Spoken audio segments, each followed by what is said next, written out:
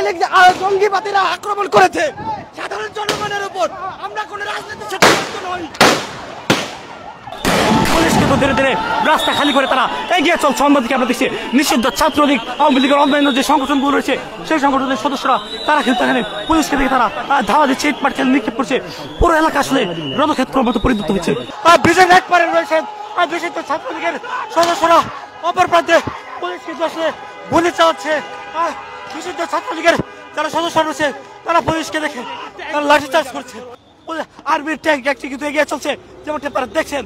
পুরো রণক্ষেত্র পরিণত হয়েছে গোপালগঞ্জ পৌর শহর। ধীরে ধীরে সেনাবাহিনীর সদস্যরা কিন্তু এগিয়ে চলছে, তারা ফাঁকা।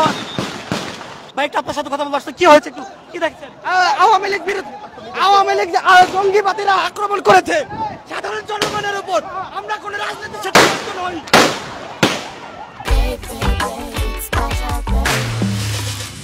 Pick your card, tap and go. Universe. Sign up for PathaPay. PathaPay, your universe, your way.